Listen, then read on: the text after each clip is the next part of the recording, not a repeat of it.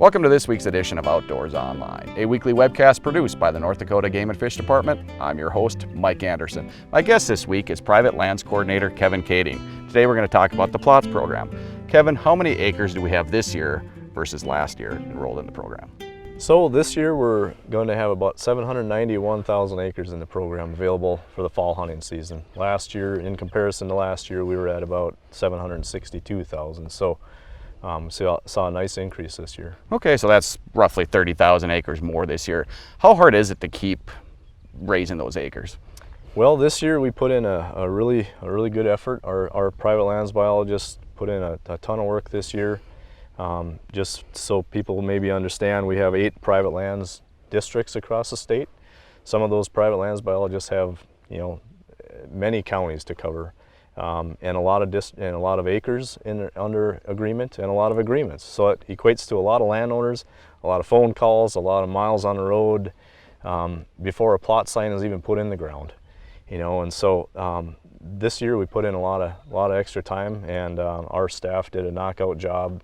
And the 30,000 acres is a big lift. I mean, it really is. And of that 30,000 acres, a lot of that's new habitat. There's 5,000 acres of new habitat being planted, new grass, and we have some cover crops and some food plots going in on some of these areas too. So some nice enhancements to some of the plots tracks that already exist in the program.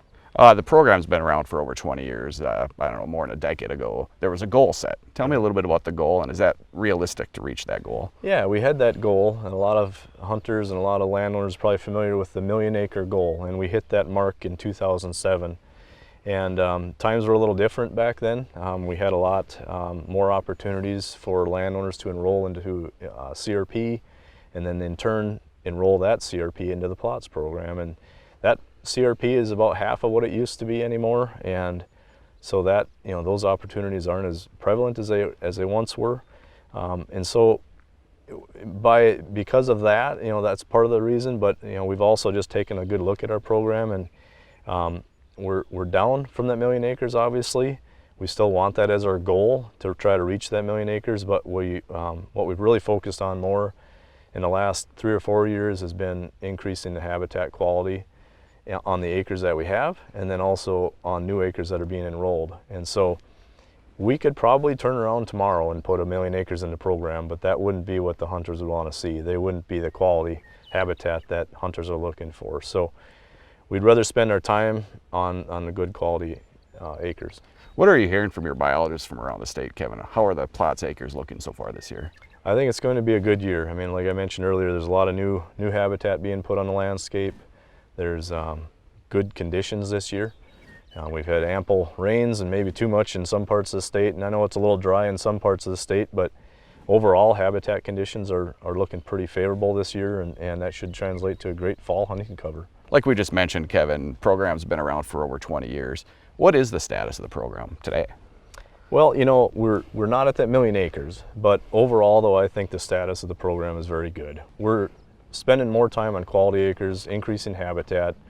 The acres that are going in the program are better than probably some of those acres we had when we hit 1,000,000 acres, and that's just been the focus of the program. We've heard from the hunters. We've done some extensive surveys. That's what they're telling us. They want more habitat. They want better habitat when they're going to drive out to a PLOTS tract.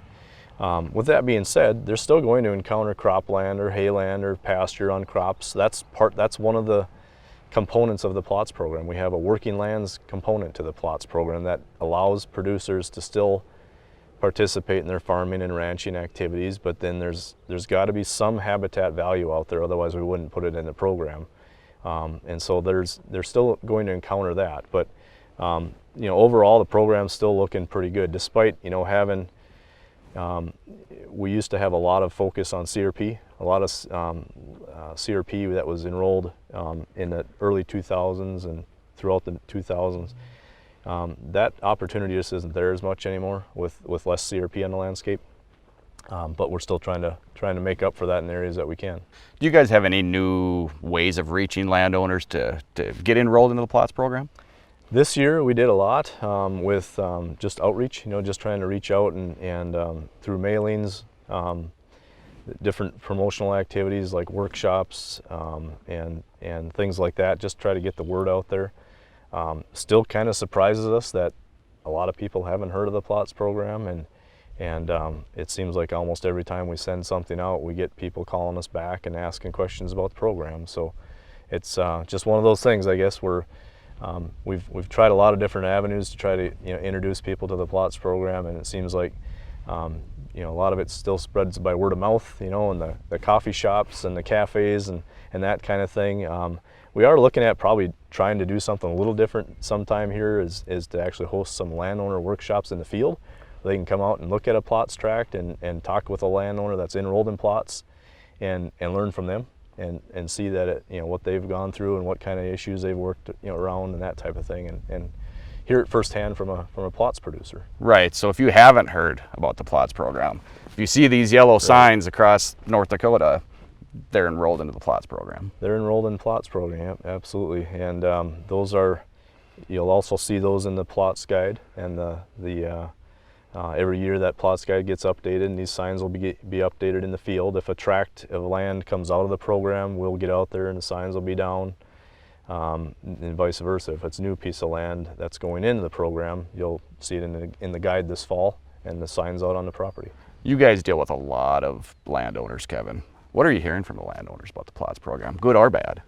Overall, very good. I mean, landowners, the program's really well received by landowners, and we try to be as very accommodating with the program and flexible. Like I mentioned, that Working Lands program is exactly that. We know that landowners have things that are going on out there, and we try to work with them. We've got great landowners that we work with. They're interested in this program. It's strictly voluntary. They don't have to put their land in the program, so they're coming to us, and their interest in doing this type of work just tells a lot right there. I mean, they want to allow public access. They want to provide some habitat for wildlife, and so those are the kind of people that we like to work with. And those are the people that are in our program. And overall, for the program being around as long as it has, there's still a lot of interest, and landowners are still very interested in the program. How about hunters? What are you hearing from hunters about the program? Likewise with hunters, from our surveys over the years, and just from emails we get or phone calls we get, we always get those in the fall. It's nice to see an email from a hunter that took his kid out and got their first bird or their first deer, or just experienced a good hunt, and they want us to pass along the thanks to the landowner. That's pretty neat, to be able to see that, and hunters have always been very supportive of the program. We're on top of the game with technology as well. Explain, you said you can get the PLOTS guide, but there's other ways to get it too. Yep, actually PLOTS guides, the actual printed version, the number of those being distributed every year seems to drop a little bit because people are turning more to the smartphones and the apps and the online services that we have available. And that's just the way things are going, and it's a little more handy, a little quicker, and a little easy to access that way. But we still have the printed version available if people want to go that route. I know there's a lot of them sitting on dashboards of pickups that still get used, and so and that'll be printed here towards the end of August. We'll have a new version of the PLOTS guide available, and it'll be updated on the website as well. One thing hunters or anybody using these PLOTS lands have to remember, they are private lands, and so you need to take care of those lands when you're out there using them. Yeah, absolutely. A lot of times PLOTS gets lumped in with this public lands category. People just assume it's public land. It's available for the public, but it's still privately owned, and it's an agreement that we have with the landowner. And so when you're out there on the PLOTS land, remember that you're on private land, and there might be, like I mentioned earlier, there might be some farming going on, there might be some haying or some harvesting going on, and just be aware of that, where you park your vehicle, where you're walking, where you're hunting, where you're shooting, all those types of things come into play there. It's private land, and we want to be able to have hunters leave a good impression on that landowner when they're out on that PLOTS tract. Okay, one last question, Kevin. If a landowner's interested in the PLOTS program, how can they get a hold of it? So the state is broken into 8 private lands districts, and each of those has a private lands biologist, and they have several counties that they cover. But a landowner, if they're interested, can check out on our website or give us a call at our main office, either way, or any of our district offices too. But if they can see what county they're located in and line themselves up with that private lands biologist, give them a call. Our staff would be glad to come out and visit on site, take a look at the land, give them some options, and tell them what opportunities might be available. A lot of great information. Thank you, Kevin. Yep. The 2019 PLOTS Guide is currently available on the Game and Fish website at gf.nd.gov, or you can download to your smartphone and GPS device. The printed copy of the 2019 PLOTS Guide will be at vendors soon. For Private Lands Coordinator Kevin Kading and the rest of the staff here at the Game and Fish Department, thanks for joining us for this week's Outdoors Online. We'll see you again next week.